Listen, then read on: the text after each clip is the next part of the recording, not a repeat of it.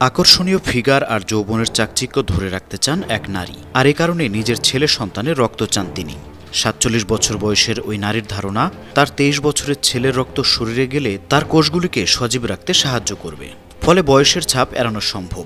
যৌবনের লাবণ্য ধরে রাখতে এর আগেও নানা প্রসাধনী সামগ্রী কিনতেই প্রায় $১,০০,০০০ খরচ করেছেন তিনি। তবে এবার আর প্রসাধনী নয়, এবার ছেলের রক্তই চান ওই নারী। বাবা মা বা অন্য কাউকে রক্ত দিয়ে প্রাণ বাঁচানোর ঘটনা খুবই সাধারণ ব্যাপার। সরকার থেকেও বারবার রক্তদানে উৎসাহ দেওয়া হয়। তবে ত্বক থেকে বয়সের ছাপ কমাতে ছেলের রক্ত নেবেন মা?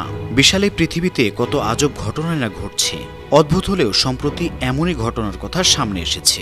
মার্কিন যুক্তরাষ্ট্রের লস অ্যাঞ্জেলেসের স্বঘোষিত মানব বার্বি মার্সেলা ইগলেসিয়াস এমন ঘটনার জন্ম দিয়েছেন। বর্তমানে ওই নারীর বয়স ৪৭ বছর। এই বয়সে নারীর বয়স বাড়ার সঙ্গে সঙ্গে তার ছাপ যে চোখে মুখে পড়বে এটাই স্বাভাবিক। তবে সেটি কোনোভাবে মানতে নারাজ মার্সেলা। সুন্দরী এই নারী বয়সের ছাপ চেহারায় দেখতেই চান না।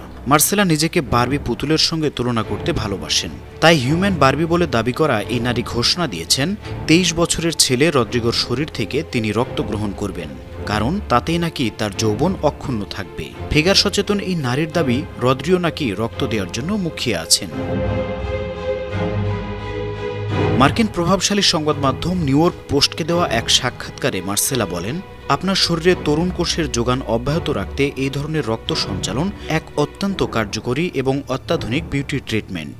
বিশেষ করে সেই রক্ত যদি আপনার নিজের সন্তানের শরীর থেকে নেওয়া হয়। সূত্রের দাবি, মার্সেলা নিজের সৌন্দর্যে এতটাই মুগ্ধ যে তিনি নিজেই নিজেকে জীবন্ত বার্বির উপাধি দিয়ে বসে আছেন। তার দাবি, নিজের যৌবন ধরে রাখতে ইতোমধ্যেই স্টেম সেল থেরাপি করিয়েছেন। আর তারপরই তিনি এই নয়া রক্ত দেয়া নেওয়ার থেরাপি সম্পর্কে জানতে পারেন। মার্সেলার আরও দাবি, এইভাবে রক্ত সঞ্চালন করা হলে আপনার শরীরে টাটকা লোহিত রক্তকণিকা প্রবেশ করবে। তার মাধ্যমে প্রচুর পরিমাণে অক্সিজেন আপনার শরীরে ঢুকবে। পাশাপাশি প্রোটিন সমৃদ্ধ প্লাজমা রক্ত বন্ধ করতে এবং শরীরকে সারিয়ে তুলতে সাহায্য করবে।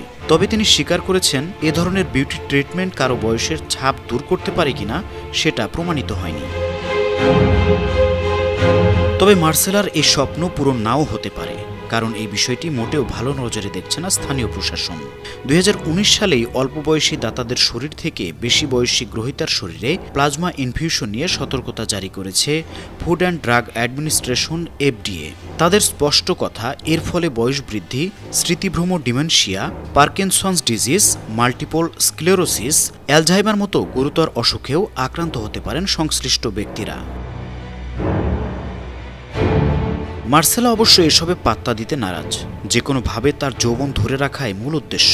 এজন্য এরই মধ্যে তিনি প্রায় $১,০০,০০০ খরচ করে ফেলেছেন শুধুমাত্র বিভিন্ন ধরনের বিউটি ট্রিটমেন্ট করানোর জন্য। তবে আর নয়, এবার তিনি ছেলের শরীর থেকে রক্ত চান।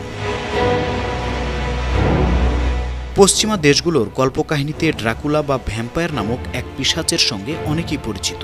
বিভিন্ন ড্রামা ও চলচ্চিত্রে দেখানো পিশাচেরা নাকি বেঁচে থাকতে এবং চির যৌবন ধরে রাখতে অন্য মানুষের রক্ত পান করত।